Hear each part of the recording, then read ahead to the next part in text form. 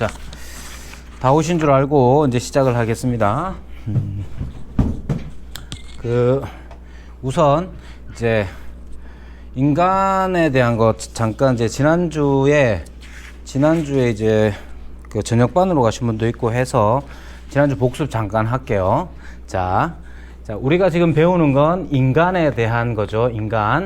인간을 알려고 하는데 보통 인간을 무엇이든지 알려고 하면 그 특징을 봐야 됩니다. 특징. 인간의 여러 가지 특징들이 있겠죠. 이 특징들이 어디서 왔는가를 보면 두 가지 견해를 말씀을 드렸습니다. 두 가지 견해는 진화, 이런 특징은 진화의 산물이다 이렇게 생각하는 사람들이 있고요. 물론 이런 사람들이 해야 할 일은 뭐냐 하면 과연 진화라는 것 자체가 이제 진화론에도 여러 가지 갈래가 많이 있습니다만은 기본적으로는 시작이 어떻게 되냐면 빅뱅이죠. 큰 폭발이. 그게 왜 생겼는지 어떻게 생겼는지 뭐 증명할 수는 없습니다. 수십억 년 전에 또 일어났던 일이기 때문에 아무튼 그 사람들을 주장하는 건 그렇습니다. 근데 이 사람들에게 있어서 가장 큰 문제는 뭐냐 하면 우주의 그 큰 폭발이라는 그 시작이라는 그것은 인격적이지 않잖아요. 그죠? 있었다 치더라도 우주의 큰 폭발이라는 것 자체는 생물도 아니고 어떤 현상인데 물질적 현상이란 말이에요. 그런데 거기에서 생명으로 어떻게까지 나올 수 있느냐? 예, 이런 얘기입니다. 그뿐만 아니라 그런 생명들 중에도 이렇게 사고하고 비물질적 구성, 즉 예를 들면 우리의 감정 아니면 정신 이런 것들이 과연 물질적인 것에서 나올 수 있느냐 했을 때 그 사람들은 나름 뭐 여러 가지 설명을 하긴 합니다만은 폭발해서 인간이 어떻게 생겨날 수가 있는가 했을 때 어려움이 없잖아 있습니다. 물론 그 사람들 나름대로는 하나님을 안 믿는 사람들이기 때문에 나름대로는 뭐 애를 쓰는데 중요한 건 이런 인간이 가지고 인간 존재와 인간 존재의 특징이 어디에서 왔느냐 그 기원을 고민할 수밖에 없고 설명을 하려면 진화를 통해서 설명을 하려고 합니다. 사람들은. 근데 이제 제가 볼 때는 그 여러 가지 이제 맹점들이 좀 있는 것 같아요. 이제 그리고 우리가 하는 창조예요. 창조. 자, 창조인데 이 창조라는 것은 신에 의한 창조이잖아요. 왜 신이라고 표현하느냐 하면 그냥 창조를 믿는 사람들 중에 우리처럼 창조를 믿는 사람들 중에 신관이 다른 사람들이 많이 있습니다. 그래서 이 창조 중에서도 단일 위격의 신은 대부분의 신관에서 나타나는 특징이에요. 우리도 많은 경우 그렇게 생각합니다. 기독교인들조차도 하나님을 생각하면 단일 위격적으로 생각할 때가 많단 말이에요. 단일 위격이 뭐냐? 하나님은 하나. 혼자 계셨다는 거, 혼자. 자, 하나님은 창조 이전에 혼자 계셨는가? 아닙니다. 혼자 계시지 않습니다. 그러면 어떻게 되느냐? 삼위로 계셨죠. 삼위가 일체 하나이시다. 삼위일체 하나님과 단일 위격의 신은 다릅니다. 단일 위격의 신은 뭐 바벨론의 창조 신화에 나오는 마르둑이라든지 아니면 이슬람의 알라라든지 많이 있을 수 있어요. 그러니까 여러 신 중에 최고의 신이든지 아니면 알라처럼 하나밖에 없다 하든지, 그죠? 그런 신으로 그런 단일 위격적인 신을 믿는 사람들도 있고 우리는 그렇게 믿지 않고 삼위로 계시는 하나님을 믿습니다. 알겠죠? 그럼 여기에 차이가 단일 위격의 창조와 삼위일체 하나님의 창조는 아주 달라요. 어떤 면에서 다르냐 하면 단일 위격의 신은 혼자 있는데 사람을 만들 이유가 뭐가 있습니까? 그죠? 그래서 아리스토텔레스 같은 사람들은 그뿐만 아니라 그 전에 이제 고대 그리스 철학자들 같은 경우는 신이 선한데 선의 대상이 있어야 신이 선할 수가 있단 말이에요. 그래서 이 물질, 이 우주도 영원하다는 식으로 이해를 한 거예요. 자, 그런 식으로 이해를 했기 때문에 그렇게 되면 뭐가 문제가 되느냐 하면, 아니, 하나님은 선하신 분이다. 선하기 위해서 선을 베풀 대상이 필요해서 사람을 지으셨다. 그럼 우리는 어떠냐? 하나님하고 삐까삐까입니다. 왜? 내가 있어야 하나님 선하게 되잖아요. 그렇게 되면 내가 어떤 존재가 되냐면 하나님을 하나님 되게 만들어주는 존재가 되는 거죠. 그죠? 그렇게 되면 완전 무슨 뭐 알박기 하듯이 완전 꼼짝마루가 되는 거예요. 그렇게 이해를 하게 되고, 또 하나는 뭐냐 하면 다니엘 위격의 신들, 이건 이제 다음 오늘 이제 죄를 다루면서 잠깐 하겠습니다. 그래서 삼위일체 하나님의 창조는 좀 달라요. 어떻게 다르냐? 위로 계시는 그분께서, 자, 이게 이제 Father, 하나님, 성령, 홀리 스피릿. 자, 위로 계시는 하나님께서, 이건 이제 하나님이시다 하는 거고요. 이건 하지 맙시다. 자, 아무튼 위로 계시는 하나님께서는 그럼 뭘 하고 계셨느냐? 영원 전에 사랑하고 계셨다. 사랑하고 계셨다. 삼위일체, 삼위로 계시는 하나님은 사랑하고 계시는 분이기 때문에 사랑을 하는데 어떻게 사랑하느냐 하면 사랑하는 대상을 향하여서 그 사랑함이 기쁨이 넘치는 거예요.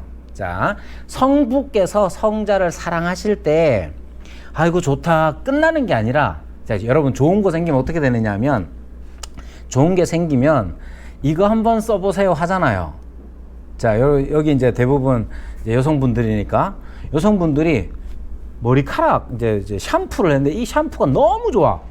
그러면 요건 나만 가지고 있어야지 할 수도 있지만 진짜 좋은 사람들 만나면 이거 한번 써보세요 하잖아요. 자, 성부께서 성자를 사랑하시는데 성자를 사랑하심이 너무 기뻐. 너무 기뻐. 그래서 그 기쁨이 흘러 넘쳐서, 야, 내가 아들을 사랑하는 것이, 아버지가 아들을 사랑하는 것이 너무 기쁜 나머지 이 기쁨이 흘러 넘치기를 바라는 거야. 그래서 창조를 하셨는데 그 창조한 피조물들조차도 이 아들, 성자를 사랑해. 그러면 성자를 사랑해 오셨던 이 성부는 그 기쁨이 얼마나 넘치겠어요. 그러니까 창조하시는 일이 하나도 이상한 일이 아니고 도리어 그것은 하나님다우신 일이죠. 그 점이 중요합니다. 그래서 삼위일체 하나님께서 사람을 창조하셨을 때 그것은 어떤 피조에 얽매이거나 붙잡히는 현상이 아니라 사랑하고 계시는, 사랑이 하는, 하나님은 사랑이시라, 사랑하고 계시는 그분의 본성에 아주 어울리는 거예요. 이 점이 대단히 중요합니다. 자, 그래서 우리에게 이 인간에게 나타나는 가장 큰 특징이 뭐냐? 사랑이라는 거죠. 사랑. 자, 아버지가 우리 인간들로서, 인간이 엄마가 아들을 사랑하는 것, 그 사랑에 감동하잖아요. 그러니까 인간의 가장 큰 특징은 사랑한다는 건데, 이 사랑의 특징이 어디서 왔느냐? 사랑으로 존재하고 계시는, 사랑하고 계시는 삼위일체 하나님에 의하여 창조되었기 때문에 인간이 가지고 있는 특징이 바로 이러하다 할 수 있는 겁니다. 자, 한 가지 덧붙여 말씀드리면, 사랑이라고 했을 때 이 사랑은 ad extra, 밖을 향하는 것이 사랑의 본질이죠. 그러니까 사랑이라는 건 ad extra, 밖을 향하는 거예요. 밖을 향하는 거. 자, 여기 성부께서 계시는데 성부께서 사랑이시다 하는 것은 성부께서 성자를 향하시는, 자기 밖을 향하시기 때문에 사랑이라는 게 있을 수 있잖아요. 이 점이 중요합니다. 아시겠죠? 자, 그러면 자기 밖을 향하시는 이 사랑 때문에, 즉 성부의 사랑은 성자를 향하시고, 이러한 하나님의 사랑은 또 자기 밖을 향하시는 거예요. 그래서 성부의 사랑을, 성자도 한번 생각해보세요. 성자는 사랑을 받으시잖아요. 근데 성자께서 하시는 건 또 뭐냐? 그 성부, 자기가 받는 사랑을 우리에게 또 나누시잖아요. 또 나누신단 말이에요. 그래서 우리의 구원이 어떤 거냐 하면 삼위일체적으로 생각해 보시면, 자, 여기 인간이 있습니다. 인간이 있는데, 이 인간은 인간은 하나님에 의해서 창조된 이 사람은 사랑하는 존재가 돼야 되는 거죠. 사랑하는 존재. 근데 이 사랑의 핵심이 뭐냐? 성부께서 성자를 사랑해 오셨던 사랑이요, 성자께서 받으시고 또한 나누시는 그 사랑을 사람이 받는 거예요. 근데 이게 이제 죄로, 나중에 또 얘기하겠지, 죄로 말미암아 끊어졌잖아요. 구원은 뭐냐면 이 사랑이 회복되는 거예요. 그래서 우리의 구원이란 어떤 거냐? 성자께서 영원 전부터 성부로부터 받으셨던 그 사랑을 같이 받는 거예요. 이게 어떻게 가능합니까? 우리는 유한한데 무한하신 성부 성자의 사랑을 우리가 받는다는 게 어떻게 가능합니까? 성령으로.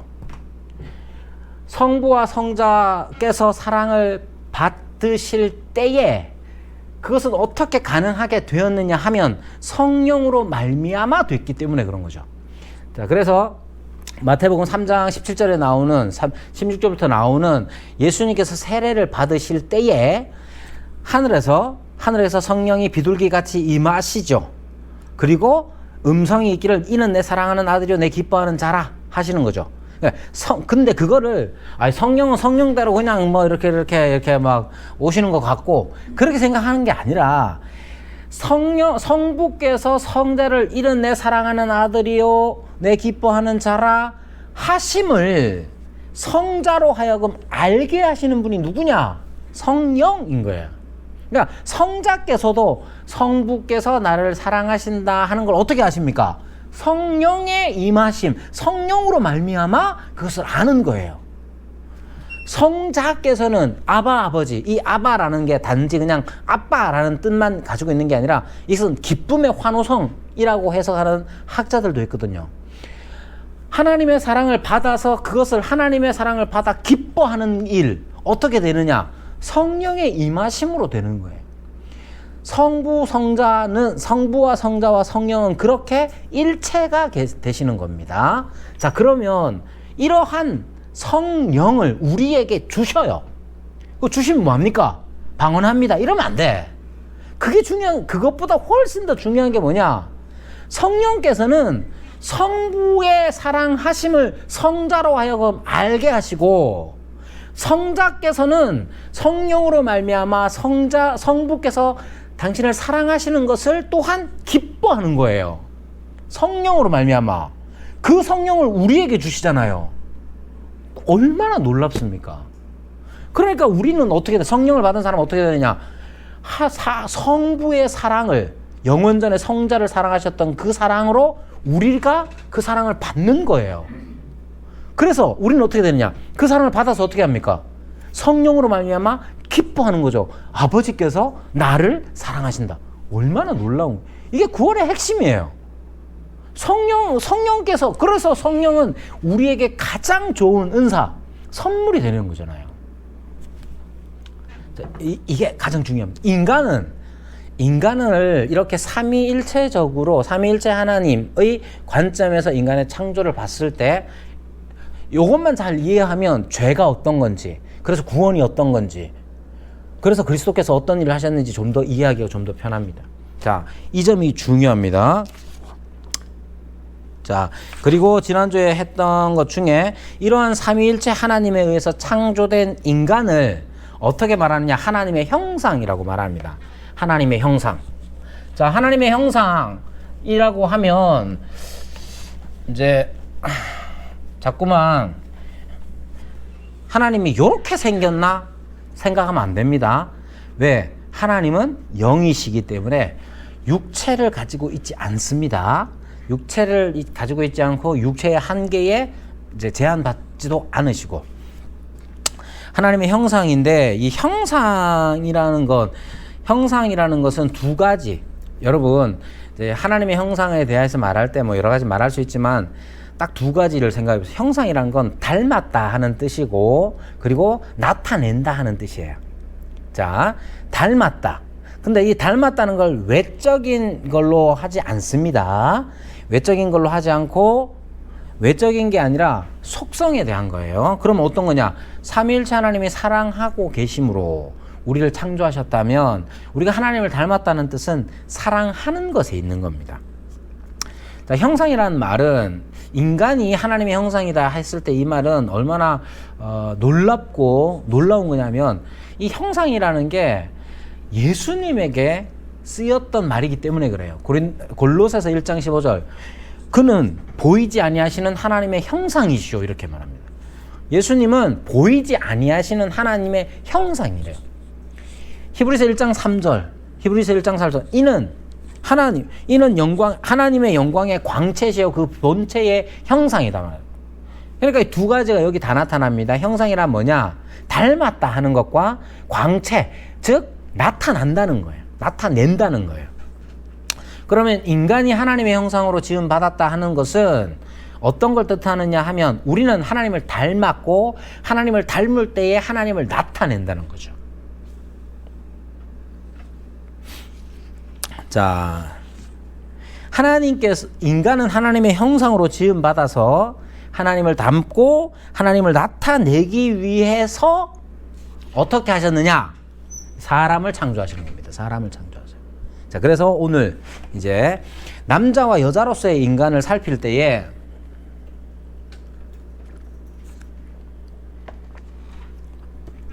자, 남자와 여자로서의 인간을 살필 때 요즘 여러분 이제 여기 계시는 분들은 대부분 이제 연세가 좀 있으셔서 그런데 이거 이제 남자와 여자 문제는 굉장히 요즘 젊은 20대 친구들은 굉장히 예민한 문제입니다. 예, 예민한 문제라 가지고 여러분들도 혹시나 자녀들 이제 뭐 10대부터 시작해가지고 아예 이제 10대부터도 마찬가지죠. 이제 지금 대구 경북 같은 경우는 좀 더 이제 보수적인 분위기가 많아서 그러는데 제 아내가 이제 보건교사 하거든요. 보건교사 하는 이제 수업 중에 어떤 게 있냐면 양성평등이 있습니다. 양성평등.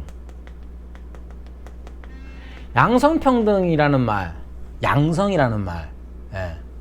이거 요즘 잘 안 쓰려고 합니다. 양자 빼라. 양자 빼라 합니다. 양자 뭐냐? 양이란 두 개를 의미하거든요.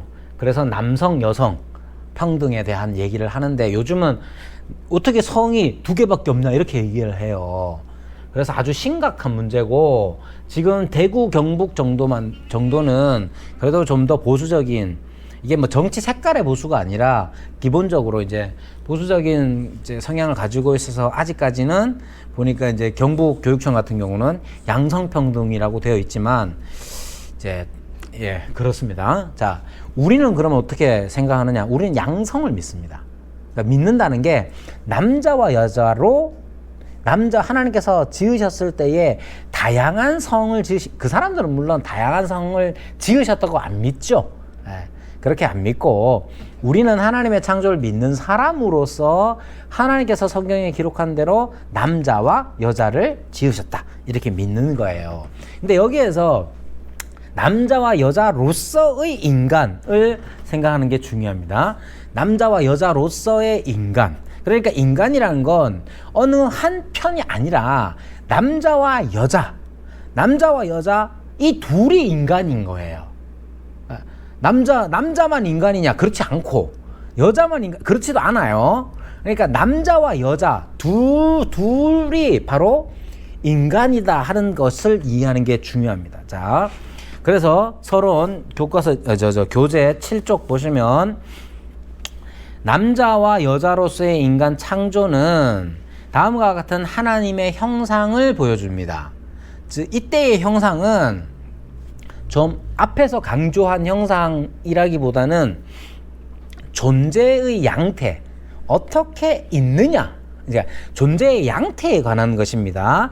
하나님의 형상을 보여주는데 첫째, 조화로운 상호 인격적 관계에서 하나님의 형상이고, 둘째, 동등한 개성과 중요성을 가진다는 면에서의 하나님의 형상이며, 셋째, 다른 역할과 권위에 있어서의 하나님의 형상입니다.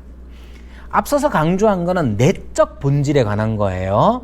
하나님의 형상이라면 사랑해야 한다 는 걸 강조했고, 사랑하기 위해서 필요한 게 뭐냐? 여러분, 사랑이신 하나님께서는 사랑이라는 말 자체가 자기 밖을 향하시는 거다 말씀드렸잖아요. 자기 밖을 향할 때 자기 밖에, 자기 바깥에, 자기가 아닌, 그러니까 성부가 계시면 성부 혼자서 계시면 사랑을 하는 게 아니잖아요. 성자, 영원하신 성부와 함께 영원하신 성자가 계셔야 사랑하실 수가 있죠. 그죠? 이거는 이것 자체를 보십시오. 이것 자체를 보면 뭐냐면 이렇게 혼자가 아닌 거예요. 여기에서 하나님의 형상, 오늘 이제 서론으로 읽었던 하나님의 형상은, 성부만 혼자 계시면 사랑하는 게 아니잖아요. 성자 혼자만 계셔도 사랑하는 게 아니고, 그러면 이것이 하나로 되어야 된다는 건 어떤 뜻이냐면 상호 인격적 관계가 하나라는 거죠.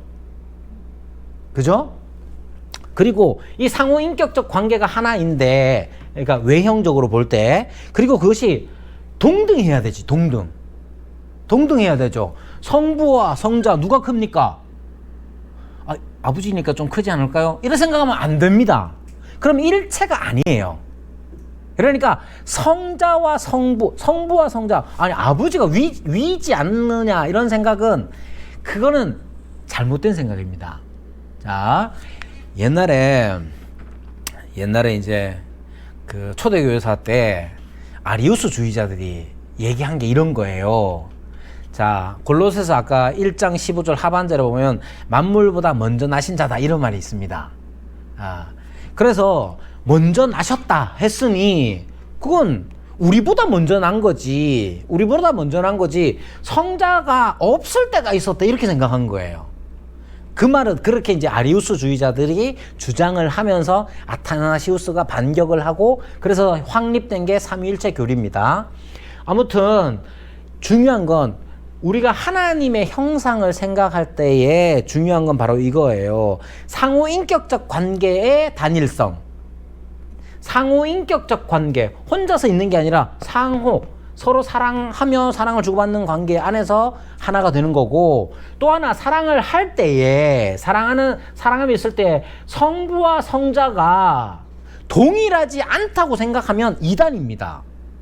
아리우스 이단이에요. 그러면 삼위일체가 되지 않아요. 그래서 하나님의 형상, 남자와 여자로서의 인격, 이제 하나님의 형상을 보면, 지난 시간에는 내적 본질에 관한 이야기를 했다면, 지금 말씀드리는 거는 외형적인, 겉으로 이렇게 다른 제3자가 객관적으로 봤을 때에 하나님의 형상이 어떠해야 되느냐. 하나님께서는, 성부와 성자께서는 서로 성령으로 사랑하심으로써 그렇게 계시듯이, 인간도 남자와 여자로서 있는데, 남자 여자 따로따로 있는 게 아니라 서로 상호 인격적 관계에 있을 때 그것이 하나가 되는 거란 말입니다. 뿐만 아니라 이 하나됨은 남자가 더 큰데 여자 끼워줄게 이런 의미가 아니라는 거예요. 동등한 개성과 동등한 중요성을 가진다는 면에서 하나님의 형상입니다. 왜? 성부와 성자도 그러하시다는 거예요. 셋째, 다른 역할과 권위에 있어서의 하나님의 형상인 겁니다. 성부께서는 늘상 아버지 그리고 사랑을 하시는 분으로 표현되어 있습니다. 이거 좀 이따가 할 텐데, 성부께서는 주로 밖을 향하시는 분, 내보내시는 분으로 성부께서 그렇게 성경에 표현되어 있습니다. 성자께서는 안 보내시느냐? 그런 게 아니에요. 자, 그래서 다른 역할과 권위에 있어서 하나님의 형상인 거예요. 남자와 여자가. 자, 구체적으로 한번 볼게요. 자, 인격적 관계 보십시오. 제일 첫 번째 얘기했죠. 인격적 관계. 상호 인격적 단일성이라는 것은 하나님은 고립된 인격들로 인간을 창조하신 것이 아닙니다. 인간 사회의 모든 형태들에 있어서 다양한 종류의 상호 인격적인 단일성을 얻을 수 있는 존재로 우리를 만드셨단 말이에요. 자, 여러분들 이제 축구 안 좋아하시겠지만, 축구 안 좋아하시겠지만, 좋아하세요. 예. 이제 축구를 하면 다 뭐라고 하냐. 원팀 뭐 이런 거 얘기해요. 자, 요즘 저 정치 시즌이잖아요.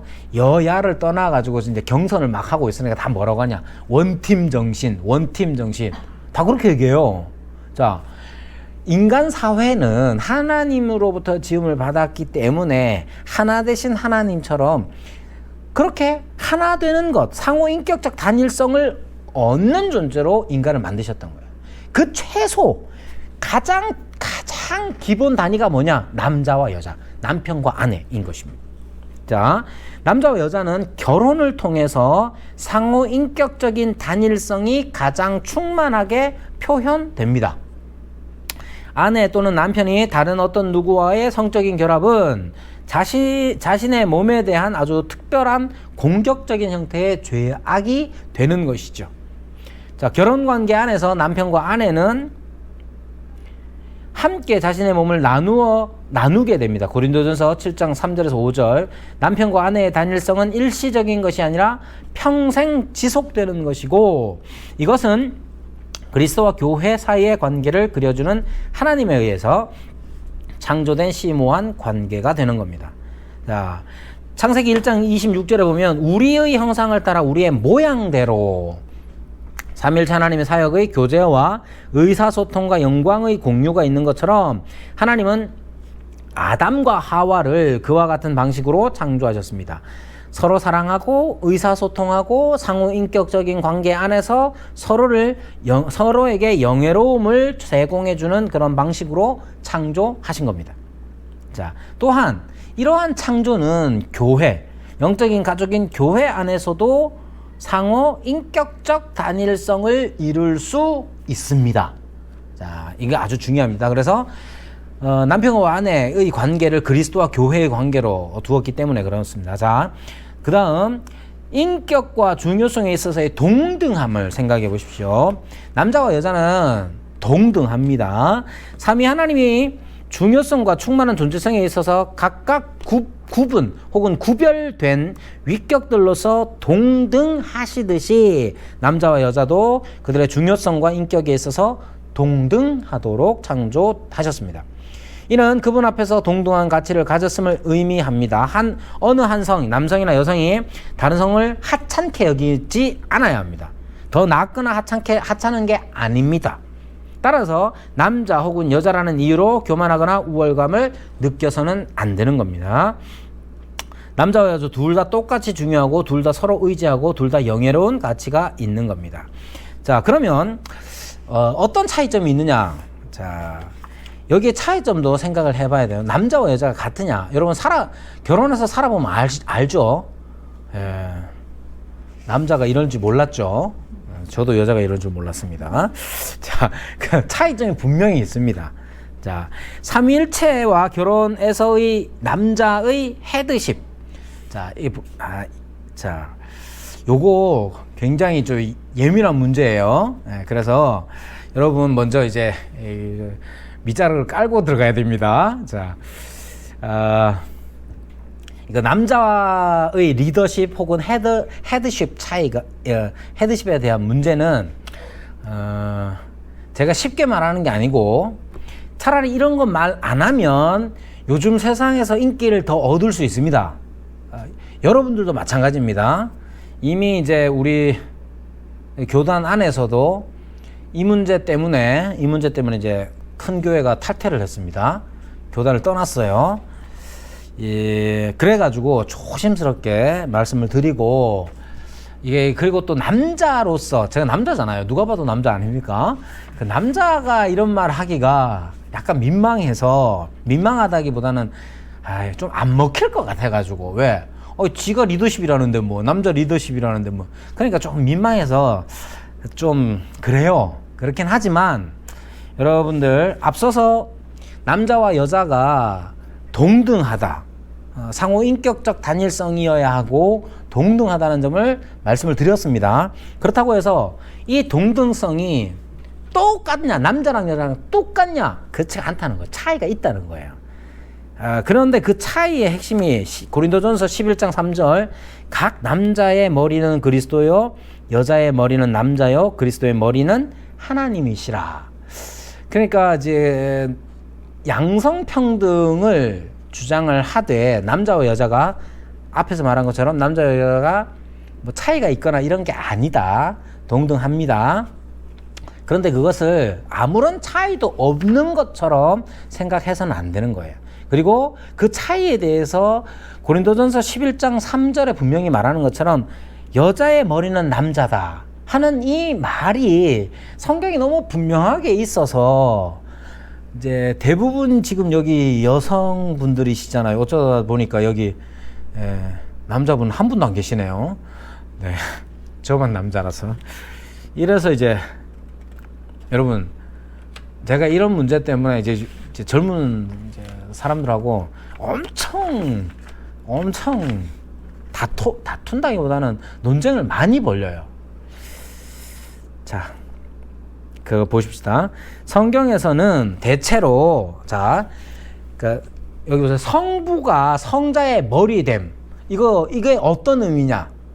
여기 고린도전서 11장 3절에 보면 분명히 남자의 머리는 그리스도요, 여자의 머리는 남자요, 그리스도의 머리는 하나님이시다, 이렇게 말해놨잖아요. 그럼 이게 무슨 뜻이냐부터 생각을 해보십시오.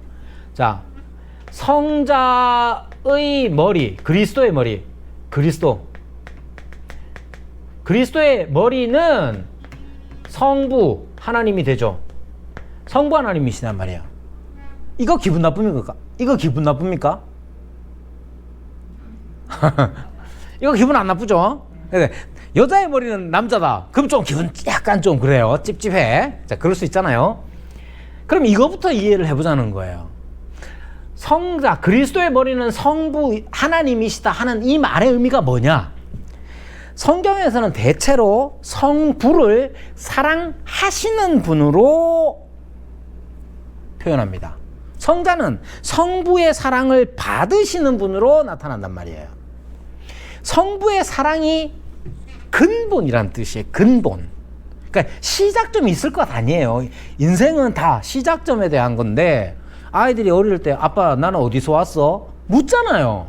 그럼 아빠는 어디서 왔어? 묻잖아요. 그러니까 근본에 대한 의문, 궁금함이 있는데, 그리스도의 머리는 성부 하나님이시다 하는 이 말의 의미가 바로 그것을 나타내는 거예요. 그래서 성부는, 하나님 아버지는 사랑하시는 분으로, 성자는 사랑을 받으시는 분으로 나타나 있다는 말입니다. 이는 성부의 사랑 안에서, 그러니까 성부께서 사랑의 중심이 되는 거예요. 사랑이 중심이 되고, 이것은 성부의 사랑 안에서 성부께서 성자를 보내시고 인도하신다는 의미를 가지고 있습니다. 반면 성자께서는 8쪽입니다. 결코 성부를 보내시거나 인도하시지 않습니다. 아니 이거 그러면 성자가 밑에 있다는 뜻 아니야? 그런 말이 아니라 이 말이에요. 앞에서 충분히 강조했죠. 성부와 성자는 영원히 하나이시고 영원 전부터 영원까지 계시는 분이에요. 그런데 성경에서 성부를 표현하고 나타낼 때 사랑을 하시는 분, 보내시는 분, 그렇게 표현하고 있죠. 성부의 사랑이 중심 근본이 된다는 거예요. 성부 성자의 관계, 즉 성부의 머리 되심, 이것을 생각해 보면, 자, 성부와 성자의 관계가 마치 사랑의 폭포를 이루는 은혜의 폭포수의 시작이 되는 거예요. 자, 이 말은 뭐냐? 11장 3절에도 말했죠. 남자의 머리는 그리스도요, 여자의 머리는 남자요, 이렇게 얘기했잖아요. 그러니까 그리스도의 머리는 하나님이시다. 자, 이렇게 합시다. 여자의 머리는 남자요, 남자의 머리는 그리스도요, 그리스도의 머리는 하나님이시다, 이렇게 됐죠. 마치 이런 방향으로 되어 있는 것처럼 보이잖아요. 그죠? 그런데 이 머리라는 말의 뜻이 하나님께서 성부께서 성자를 보내시고 또 사랑을 주시고 그리스도께서 주시고 그래서 그 근본 중심에 대한 이야기를 하는 거예요. 성부께서 여기 이제 미스프린트입니다. 자, 8쪽 세 번째 줄. 성부께서 성자를 사랑하시는 분이시죠. 여기 중간에 빠졌어요. 성부께서 성자를 사랑하는 분이시고 성자의 머리가 되시는 것처럼 성자의 머리가 되시는 것처럼 성자께서는 교회를 사랑하시는 분이고 또 교회의 머리가 되시는 분이에요. 그게 빠졌습니다. 그래서 여기에서도 어떻게 나타나느냐 하면 남자와 여자의 관계도 그러하다는 거예요. 계속해서 아버지께서 나를 사랑하신 것 같이 나도 너희를 사랑하였다 라고 말하잖아요. 그러면 사랑이라는 것은 항상 동시에 시작되지 않습니다. 여러분들이 그 영화 멜로 영화를 얼마나 좋아하시는지 몰라도 딱 보자마자 눈이 맞고 막 불꽃이 튀고 그런 걸 꿈꿀 수는 있지만 마음이 설렐 수는 있지만 사랑이라는 것은 한편으로 생각하면 이런 방향이 어디에서 시작하여 밖을 향하는 것이 가장 핵심입니다. 그런 의미로 여러분들이 생각하시면 좋겠습니다. 자, 약간 이제 설명이 좀 부족하긴 하지만 자, 사랑의 역학관계는 결혼에서도 그대로 재현됩니다. 그리스도께서 머리로서 그분의 신부인 교회를 사랑하시는 것처럼 남편은 아내의 머리가 되고, 머리가 된다는 건 네 마음대로 해라 뜻이 아니에요. 사랑이 어디에서 나오느냐에 관한 것이에요. 사랑이 어디에서 나오느냐? 아내를 사랑하라는 말씀처럼 아내를 사랑해야 하는 겁니다. 남편은 사랑하는 자요, 아내는 사랑받는 자인 거예요. 그런 면에서, 그런 의미에서 여러분 이게 그러면 남편을 내가 더 사랑하는 것 같은데 그래서 많은 아내분들이 괴로워하는 거잖아요. 남편이 나를 엄청 사랑해 줬으면 좋겠는데 나만 사랑하는 것 같아서 괴롭잖아요. 성경이 말한 건 그거예요. 자, 사랑이라는 것이 일방적이지 않습니다. 그 에베소서에서도 보면 피차 복종하라, 사랑하라는 말이 이 남편은 아내를 사랑하고 아내는 남편에게 복종해라 하는 그 문맥을 감싸고 있습니다.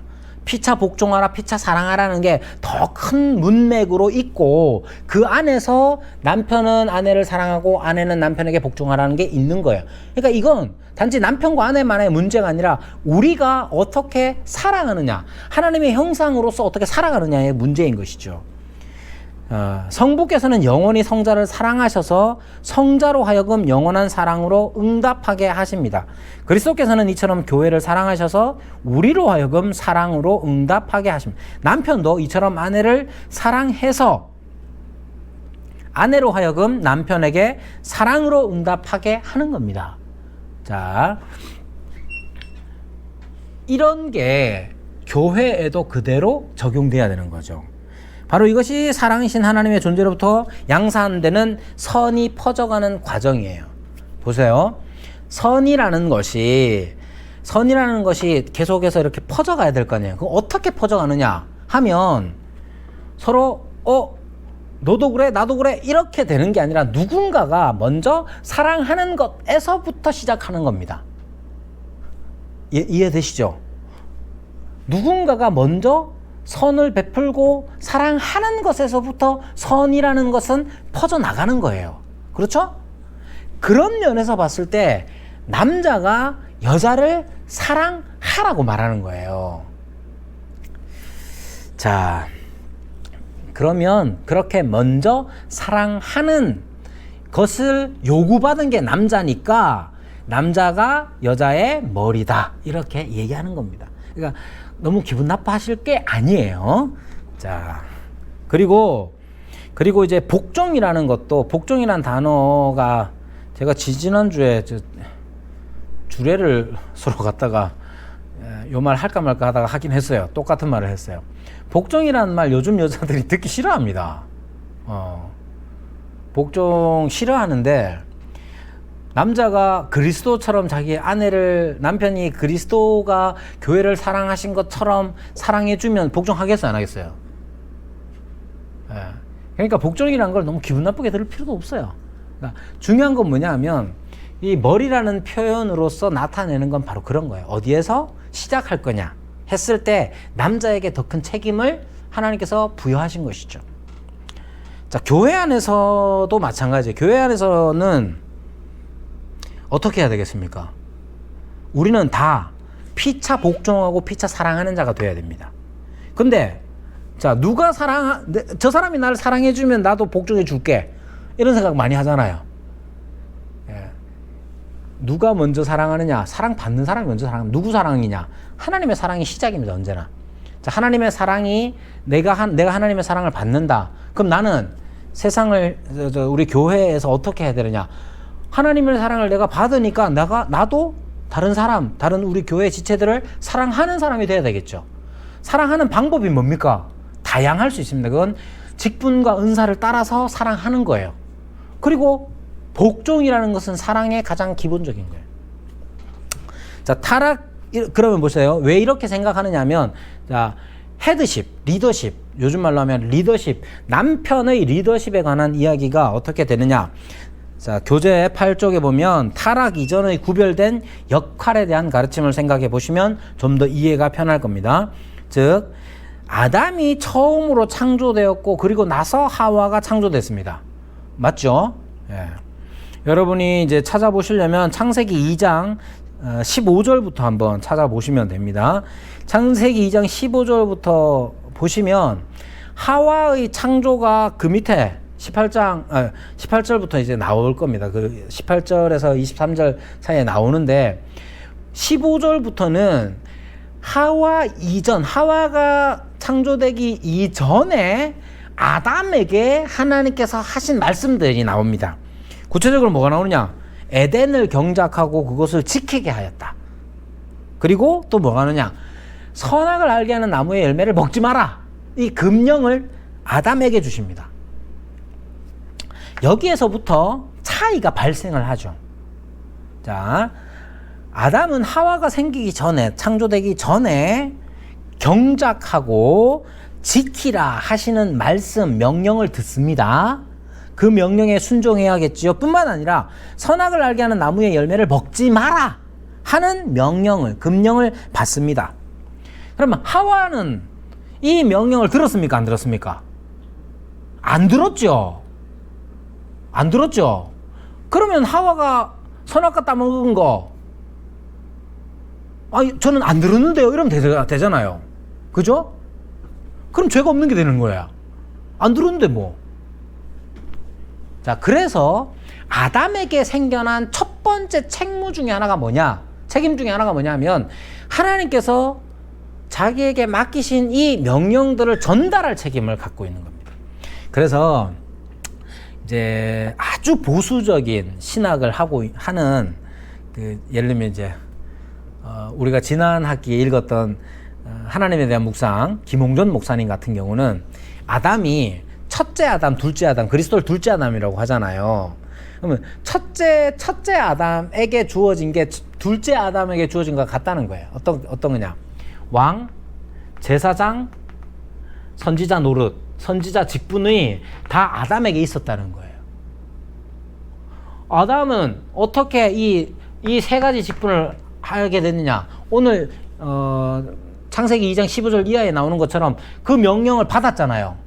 그 명령을 혼자만 비밀리에 갖고 있느냐? 그렇지 않고 선지자 노릇을 어떻게 해야 하느냐?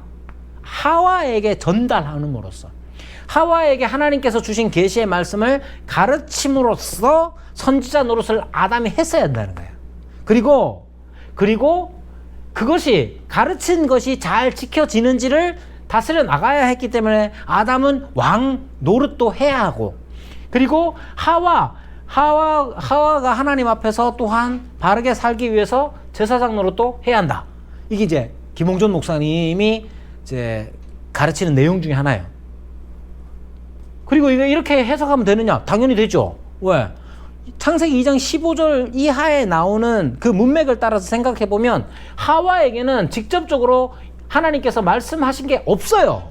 그리고 나서 곧바로 3장 타락으로 넘어가거든요. 그러니까 아담과 하와에게 있어서 아담에게는 구별된 역할이 있었다 하는 게 중요합니다.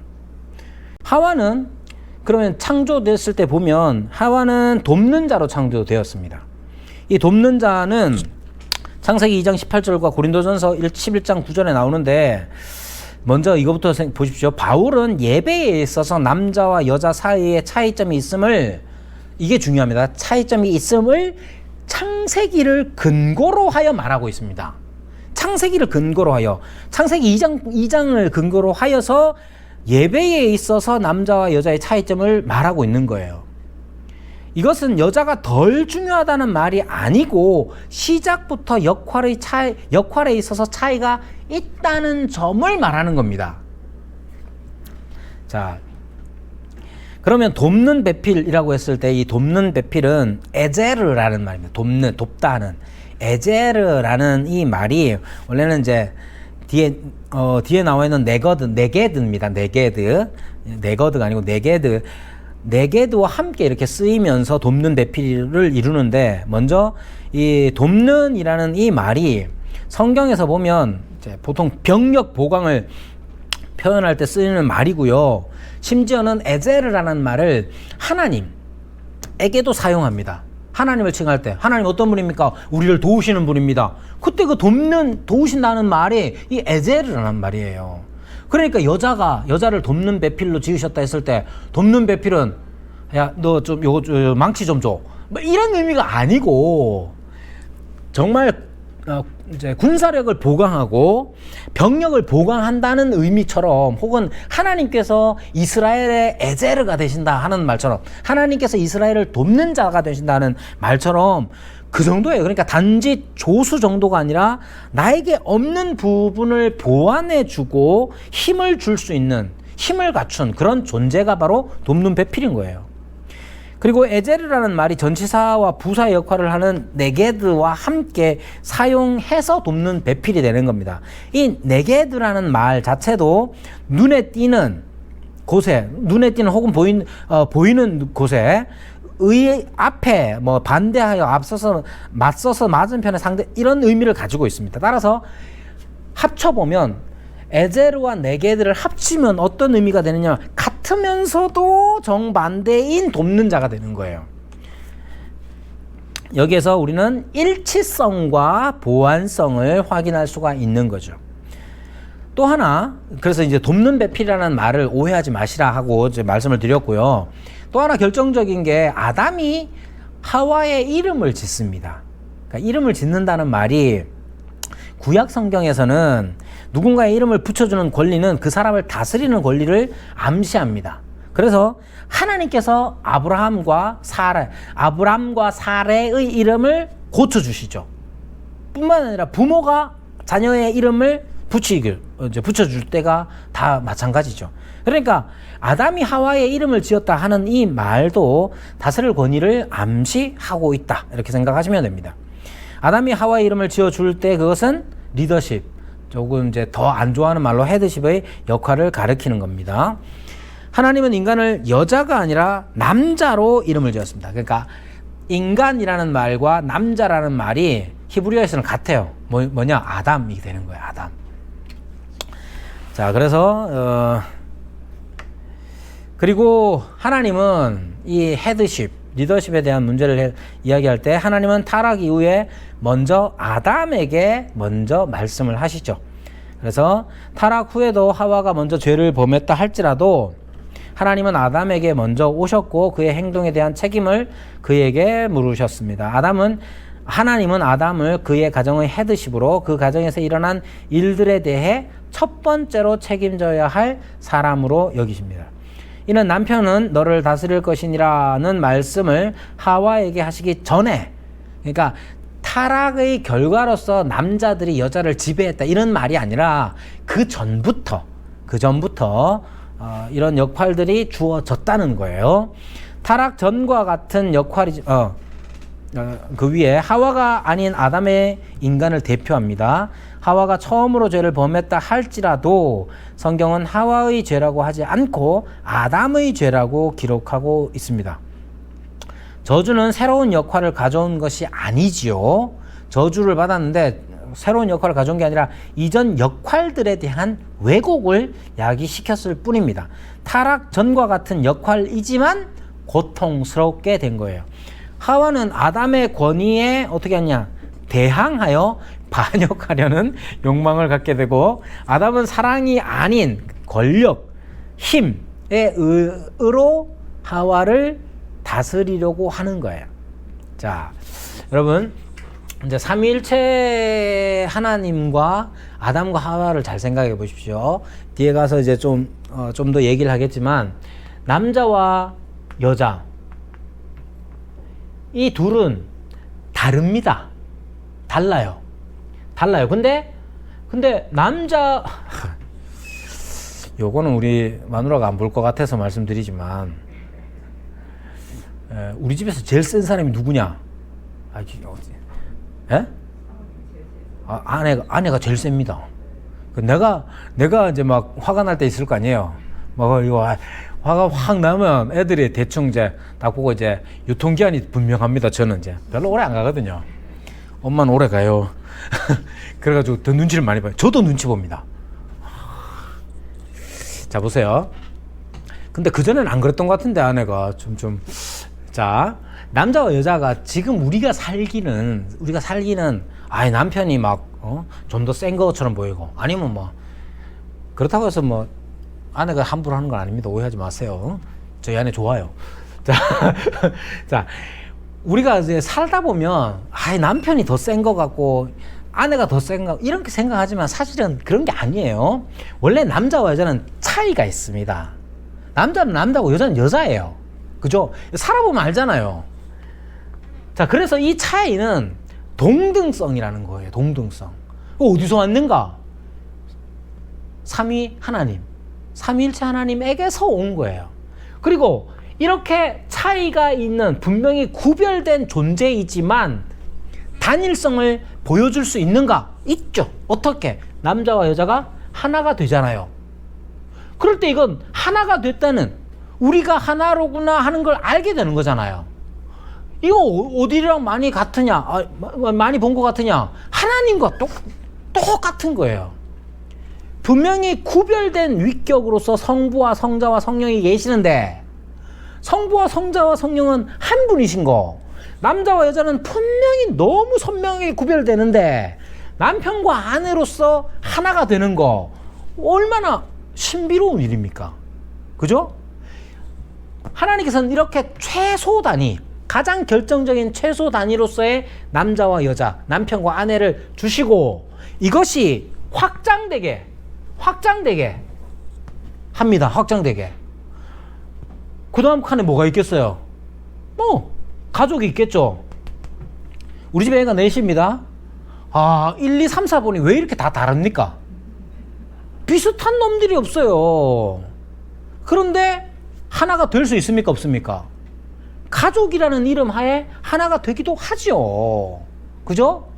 다만 만약에 남편과 아내가 하나 되지 못하면 자식들도 하나 되게 어렵습니다. 아빠는 돈가스 막 먹는데 엄마는 야, 돈가스 먹으면 아빠처럼 돼 이렇게 되는 거죠. 먹지 마 이렇게 되는 거예요. 둘 중에 막 하나가 안 되면, 둘이 하나가 되면 애들은 어떻게 되는 줄 알아요? 돈가스 먹고 싶을 때는 아빠 편. 그렇게 돼요. 실제로 아이들 자녀를 양육할 때도 마찬가지잖아요. 자녀를 양육할 때도 엄마는 하라 하고 아빠는 하지 마라 하고, 이렇게 되면 애들이 지가 자기한테 유리한 거를 따라서 줄타기를 합니다. 그죠? 그렇게 되면 나중에 어떻게 되냐? 이제 이렇게 나누어지게 되어 있어요. 이렇게 이게 가장 최소 단위입니다. 가족 있죠? 또 어디가 있겠어요? 교회가 있겠죠. 그죠? 이렇게 확장될 때 이렇게 확장되어 나가는 겁니다. 확장되어 나가는 거. 그런데 이 남편과 아내 관계에서도 사랑의 방향, 중심, 시작점을 남자로 잡고 있는 거예요. 왜 남자로 잡았습니까? 여자로 잡으면 안 됩니까? 됩니다. 되는데 하나님이 그렇게 하래요. 근데 이게 살다 보면 이게 더 익숙해요, 우리에게. 왜냐하면 남편이 아내를 아주 사랑하면 아내는 감동을 받고 복종하거나 남편에게 함께 갑니다. 반대가 되면 어떻게 되는 줄 알아요? 남편은 아내를 별로 사랑 안 하고 사랑하는 모습이 아내가 남편을 너무 좋아한다. 남편 어떻게 됩니까? 이런 말 대단히 조심스럽습니다만 문제가 좀 일어나네. 연애할 때도 마찬가지예요. 남자들이 좋다고 쫓아다녀야 이루어지기가 쉽지, 여자들이 막 좋다고 쫓아다니면 대부분 남자들이 딴 데 도망갑니다. 연애할 때, 결혼하기 전에. 그런 거, 그게 그냥 제가 경험한 거예요. 근데 성경에도 그렇게 돼. 그러니까 여성분들이, 여성도분들이 여자의 머리는 남자다, 남편이다, 이런 말을 너무 기분 나쁘게 듣지 않으셨으면 좋겠다는 거예요. 너무 기분 나쁘게 듣지 마시고 어딘가 시작해야 되는데 그 시작점을 남편에게 잡았어요. 그러니까 교회로 확장되면 여러분 가족도 보십시오. 아이들 생각해 보십시오. 아이들에게 엄마 아빠가, 부모가 사랑을 시작해야 그 아이들도 부모에게 복종하고 그 아이들도 복종할 뿐만 아니라 사랑하는, 이게 확장이 되는 거잖아요. 그 시작점이 있는 거란 말이에요. 그러니까 그걸 여자의 머리는 남자다 이렇게 얘기하는, 아내의 머리는 남편이다 이렇게 얘기하는 거예요. 너무 제가 이런 일로 이제 남녀 평등뿐만 아니라 젠더 이런 문제로 제가 젊은 사람들하고 엄청 이렇게 힘들었기 때문에 이렇게 괜히 이렇게 길게 말하는 겁니다. 그래서 이렇게 확장되는 겁니다. 교회로 가면 누군가가 사랑을 시작하는 사람이 있으면 좋겠어요. 누구겠어요? 목사님 이렇게 말하지 마세요. 장로님 이렇게 말하지 마세요. 사랑은 누가 하느냐? 사랑을 받는 사람이 하는 겁니다. 누가 사랑을 받느냐? 누구의 사랑을 받느냐? 여러분, 목사님의 사랑을 받는 것도 중요하겠지만 더 중요한 건 그게 핵심이 아니잖아요. 하나님의 사랑을 받는 사람이 다른 사람을 사랑하는 사람이 되는 겁니다. 그리고 그 사랑의 방식에는 복종도 있을 수 있고 자기 은사와 직분을 따라서 사랑하는 거예요. 그렇게 되면 교회가 어떻게 되냐? 하나가 되는 거죠. 일단 중요한 건 그런 교회를 꿈꾸는 게 중요합니다. 그런 교회를 막 상상할 수 있어야 되는데 우리는 교회를 상상하면 다 뭘 상상하느냐? 아이고 요번 달에는 또 뭐 헌금이 얼마나 나올런가, 헌금도 아니죠. 그건 돈이 얼마나 나올런가. 요번 달에는 사람들이 얼마나 올란가. 맨날 이런 것만 생각하면 얼마나, 그죠? 근데 사람들이 안 와. 출석이 왜 자꾸 떨어지지? 왜 이래? 그럼 이거 누구 책임이야? 자꾸 이렇게 간다고요. 그러지 마시고, 삼일체 하나님은 사랑의 하나님이시잖아요. 그 사랑의 하나님을 닮아서 우리를 만드셨잖아요. 우리는 남편과 아내는 그렇게 아주 가깝게, 아주 가까이에서 사랑으로 하나 되는 것들을 경험하고 맛보아 하나님을 사랑하는 남과 여가 가정이 돼야 되겠죠. 그리고 그것의 확장이 교회여야 하는 거예요. 이게 하나님께서 인간을 지으셨을 때의 모습 혹은 하나님의 계획입니다. 그래서 이런 걸 좀 이제 일반 신학적인 의미로 단어로 표현하자면 원래 의로움이어야 하는 거예요.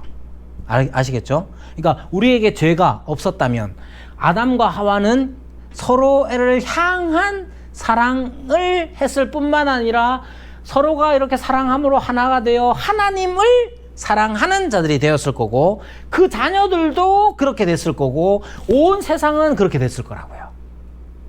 그 다음에 어떤 일이 일어났는지는 다음 시간에 한 10분 쉬고 하도록 하겠습니다.